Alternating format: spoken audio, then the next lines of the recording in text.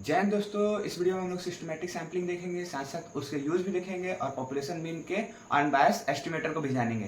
तो चलिए शुरू करते हैं अपने वीडियो को। Systematic sampling involves selecting element from an order population at a regular interval.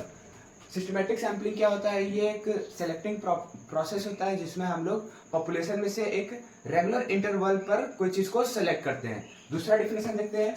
A probability sampling method that involve the selecting a sample from a chosen member of the population at the regular interval।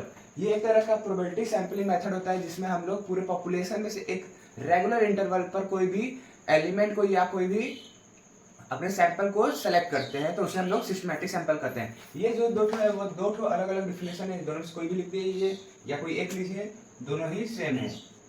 Example में देखते हैं। Researcher might select every 9th element from the list population. एक population है जिसको list किया गया है, उसमें से रिसर्चर जो है वो हर 9th पर्सन को सेलेक्ट करता है अपने जो भी उसको काम होगा उसको सैंपल के तौर पे। ये हो गया इसका एग्जांपल सिस्टमैटिक का। अब देखते हैं unbiased estimator of the population mean.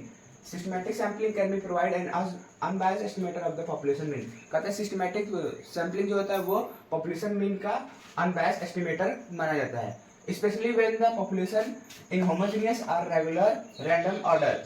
ये खास कर तब हो जाता है जब हमारे जो पॉपुलेशन है वो एक सीक्वेंस में हो, मतलब एक होमोजेनियस सीक्वेंस में हो, या वो हो रैंडमली ऑर्डर में हो, मतलब ऑर्डर हो लेकिन रैंडमली चलेगा। मेन इसमें फोकस होता है कि जो हमारा पॉपुलेशन है वो हमारा ऑर्डर में हो, और होमोजेनियस का मतलब होता है कि एक जैसे। The sample mean y bar is calculated as, और सैंपल मीन को हम लोग ऐसे कैलकुलेट कर सकते हैं। सैंपल मीन मतलब y bar equal to 1/m summation i equal to 1 goes to n yi, जहां पर yi क्या है, where yi are the value of the sample element. क्या है ये yi जो है वो सैंपल एलिमेंट है, मतलब जो हम लोग यहाँ पर सेलेक्ट कर रहे थे वही है। This sample mean is unbiased estimator of the population mean, और यही सैंपल मीन जो है, ये सैंपल मीन जो आया है वो पॉपुलेशन मीन का अनबायस्ड एस्टिमेटर कहलाता है। Because each element has an equal chance of the being including the sample.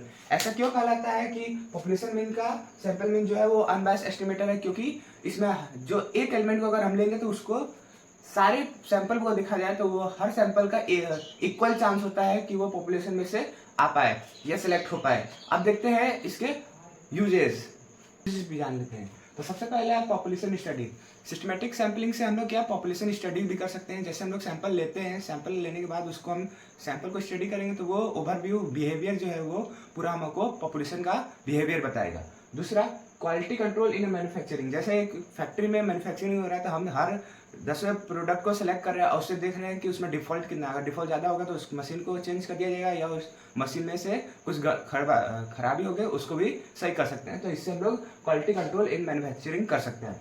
Market researcher में क्या है, जैसे कि हमारा कंज्यूमर जो है, हमारा प्रोडक्ट जो है वो मार्केट में गया है, कंज्यूमर उसको कैसे लेता है, कि उसका परफॉर्मेंस क्या है, मतलब जो हमारे प्रोडक्ट है उसका परफॉर्मेंस क्या है, और उस प्रोडक्ट के ऊपर कंज्यूमर का ओपिनियन क्या है कि ये प्रोडक्ट ऐसा होना चाहिए, नहीं ऐसा होना चाहिए, इसमें ज़्यादा क्वांटिटी होना चाहिए कि क्या होना चाहिए, या इसका टेस्ट बदलना चाहिए। तो वो कंज्यूमर परफॉर्मेंस और ओपिनियन भी देखता है, उसका यूज है। इन्वायरमेंटल स्टडी मतलब जो हमारे इन्वायरमेंट है, जो हमारे चारों तरफ है, सराउंडिंग है, उसको वहाँ से सैंपल लेकर, जैसे कि रिवर हो गया, लेक हो गया, उसमें से हम लोग सैंपल ले सकते हैं और बता सकते हैं कि वहाँ पर की फिश की एवरेज वेट क्या है। जैसे कि एक लेक है गांव में और उसमें हम लोग सैंपल के तौर पे कुछ फिश निकाले हैं, और उस फिश से हम पता कर सकते हैं कि उसमें कि फिश की वेट या एवरेज वेट क्या होगी, या ऐसे देख सकते हैं कि ग्राउंड लेवल का वाटर कितने लेवल पर आ रहा है। ऐसे एक गांव पर्टिकुलर गांव में जाकर ग्राउंड लेवल की हम लोग वाटर लेवल को भी पढ़ सकते हैं। साथ साथ अर्बन प्लानिंग एंड डेवलपमेंट, ये और बहुत ज़्यादा इंपॉर्टेंट है, क्योंकि अर्बन में हम लोग जो शहर होता है, शहर क्षेत्र में होता है, उसको वहाँ पर हम लोग प्लानिंग कर सकते हैं और वहाँ की डेवलपमेंट बढ़ा सकते हैं कि शहर में और क्या होना चाहिए, कैसा होना चाहिए। यहाँ इस साइड पॉपुलेशन ज़्यादा है तो इधर ज़्यादा कुछ होना चाहिए और इधर कम होना चाहिए, ऐसा हम लोग अपने से डेवलप कर सकते हैं। तो ये हमारा सिस्टमैटिक सैम्पलिंग का यूजेस है। मिलते हैं अगले वीडियो में, फिलहाल के लिए इतना है। जय हिंद।